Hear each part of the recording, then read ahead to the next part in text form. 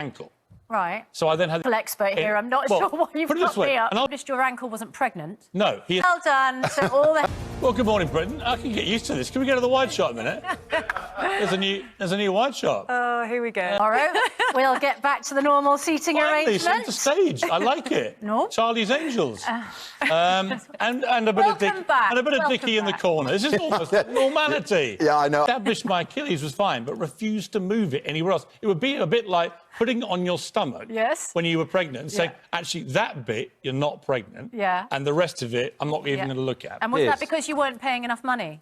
No, I was paying him loads of money. Hillary. Eventually, they think they found a chip on the bone, which was created by the sprain, right? So I was not protesting fake agony. This was real.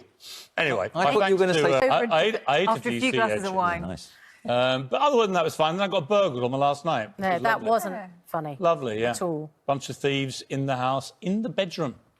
In the bedroom as we slept. Awful. Nicking my wife's bag, took all her jewellery, took a lot of cash. This is an epidemic down in the south of France. Well, I tell you, it's very interesting. So a flying squad London detective contacted me, and he, some of his family had been robbed in Cannes in the same week, and he thinks maybe by the same gang, and he's trying to coordinate because he thinks the French authorities are a bit rushed off their feet down there and don't have enough time to commit to it.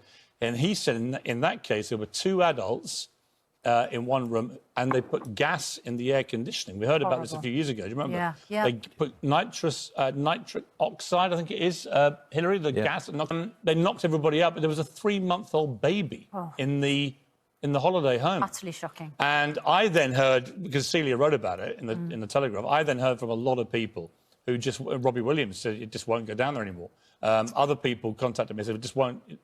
Just stop going to the south of France. You were inundated, weren't you, with people saying... Really quite, yeah. And I can remember a few days before it happened, a drone coming over. We were in the middle of nowhere in Ramatuelle, which is a couple of miles out of Saint-Tropez. Yeah. And it was lovely countryside, but in the middle of pretty well nowhere. And suddenly a drone comes over 2-3 days before... And you think they were staking out your property? Question. They were working out who's in the villas, where to go, and I reckon they steamrolled a whole lot of them. So my advice is it's beautiful down there. I was told, for example, Club Saint-Constant, you know, my favourite restaurant, had a couple of great lunches. I'm told they pick people up at the restaurant, they see who's got the flash watches on and stuff like that. Pretty much anyone at Saint-Constant, I can imagine. And they follow them back to their holiday homes. Yeah. And then they wreck them and they rob them. So there's a lot of it going on down in the south of France, and probably other places too, obviously. Yeah. Just be careful. You managed to get back, though, didn't you, just before quarantine? Yes. Because there was a danger that we wouldn't be graced with your presence. Well, I came back 2 weeks early. Can you imagine? I knew the nation wouldn't tolerate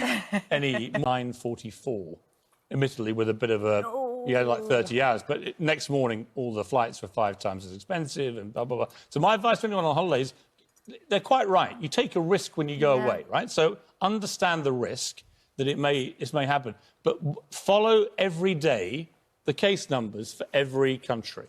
They're all available. An indication about whether they're all available, and once it gets to the key denominator is if over a consistent 7-day period it goes above 20 per 100,000 in terms of cases, they're going to pull the plug. And that's the yardstick they use. So you can work it out. And you can actually work it out when you're abroad, as I did. I could see the numbers ticking up, and it got to 3 and then 4 consecutive days. It was going up quite sharply. And I said, let's get out of here. Now, Hillary, I want to bring you in here. We are going to come to... Now, you know, look how happy they all are. Look at Laura. Look. Well, good morning, Britain. Good to see you again after all this time. It's just gone 7 o'clock. Here's Charlotte with...